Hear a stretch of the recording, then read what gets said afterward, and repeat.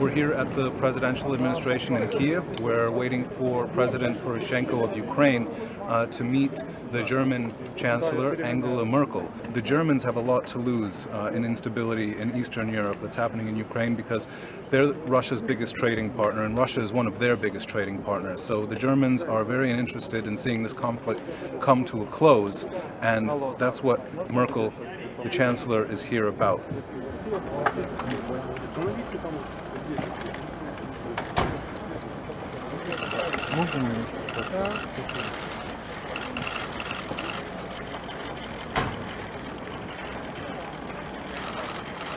Wir unterstützen sehr, dass Präsident Poroschenko sich entschieden hat, nach Minsk zu fahren, um dort direkt den russischen Präsidenten zu treffen und auch Vertreter der Europäischen Kommission. Was die Krim anbelangt, so sage ich immer, ich werde das oft in Deutschland gefragt, die Annexion der Krim ist Unrecht. Es ist die Verletzung der territorialen Integrität in Europa. Und wenn dieses Prinzip von uns akzeptiert wird, dann haben wir in ganz Europa ein Problem. Dann geht es nicht nur um die Krim und die Ukraine. Dann geht es für jedes europäische Land um bestimmte Gebiete und die Grundlage unseres friedlichen Zusammenlebens in Europa. Україна готова і здатна забезпечити мирне врегулювання. Хто нам цьому заважає? Іноземні найманці. Заберіть, будь ласка, людей зі зброєю з нашої території, і я можу наголосити, мир в Україні буде встановлений дуже швидко. Війна – це не наш вибір. Вона принесена ззовні. Наш вибір, і те, про що ми говорили з пані канцлером, був мир. І Німеччина сьогодні продемонструвала, що вона є наш потужний євроадвокат, надійний друг. І я хотів би пані канцлер за це від імені всієї України подякувати. Дуже дякую. So the German Chancellor promised Ukraine 500 million euros in reconstruction money, but it's really too early to be talking about rebuilding the east of Ukraine, which has been devastated by this war, because the war isn't actually over yet. So the next big thing to happen are going to be these negotiations in Minsk on Tuesday, where Poroshenko and Vladimir Putin, the Russian president, are going to meet, and they're going to try to hash something out. But what's important is that Germany says that the territorial integrity of Ukraine is German government policy, which means she claims to say that she's not pushing Poroshenko to try to give up Crimea, which was annexed by Russia, in order to have a deal.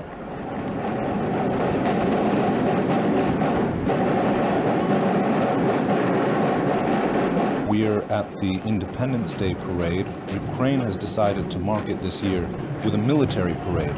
Slightly controversial because A, it looks like a victory parade, and B, this equipment is badly needed at the front.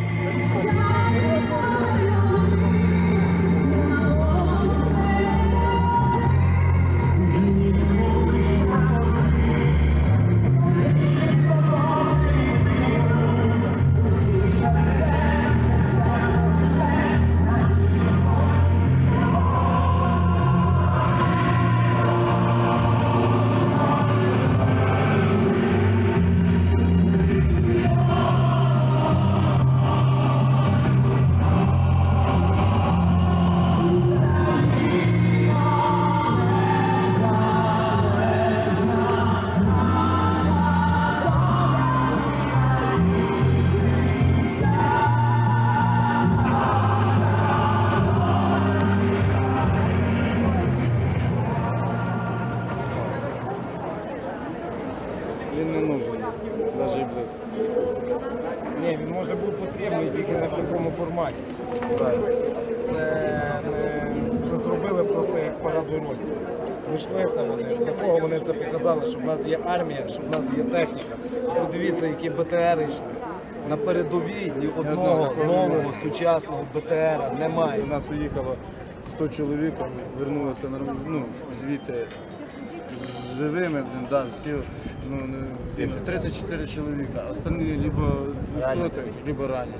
These are some of the fighters from the volunteer battalions that are also out in the east. They're saying, though, that the government wouldn't let them participate in the parade today. They're actually angry that the parade took place because they say that when they're out there fighting, they don't ever have any of that machinery that was on show, and they'd like to have that backing them up where they are.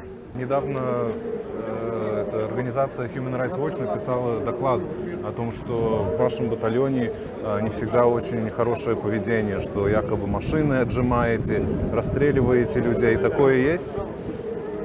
Ну, якщо це машини сепаратистів, ми їх забираємо. Ми зараз приїхали. Ми сюди приїхали на цих машинах.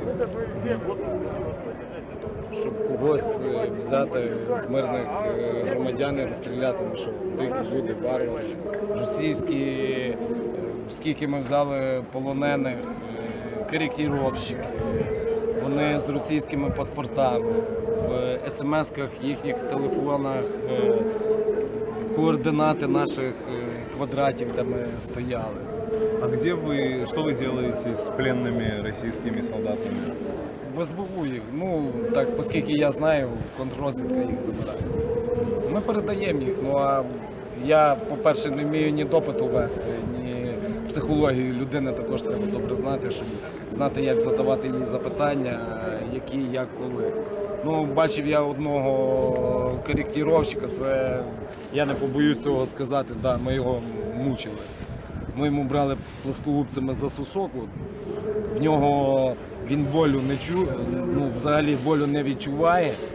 Брали йому голки під ногті, він співав рідна мати моя, з ростовською припискою. С пропиской из Ростова? Да. По-українськи, по-польськи говорив. А что вы узнали от него? Ну, він, коли ми його полили водою, сказали, що ми його заживо спалимо, то він сказав, що він нам розкаже все, і ми його зразу відправили в контррозвідку. А вы в чем боль не чувствовали, я не понимаю? Я думаю, що він підготовлений був до цього. А вода почему сработала? Ну, ми йому зав'язали очі. Подумал, что бензин. Він ще, може, хотів жити. Доля його мені невідома. Цього я не боюсь сказати. Отаке було. А таких випадків там дуже багато. In the meantime, in Donetsk, pro-Russia separatists mocked Ukraine's Independence Day celebrations. They put on a display of what they claimed was Ukrainian military hardware they'd destroyed. And then they marched dozens of captured Ukrainian soldiers with their hands tied behind their backs through the streets of the self-proclaimed capital.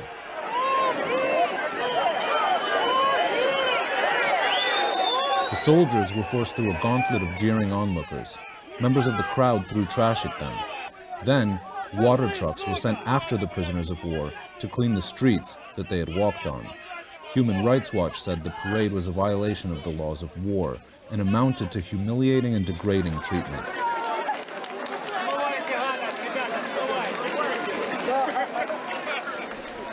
With this atmosphere of hate hanging over the conflict, it's no surprise that Poroshenko's much anticipated meeting with Putin in Belarus didn't end with an agreement. And unfortunately, this war is to be continued.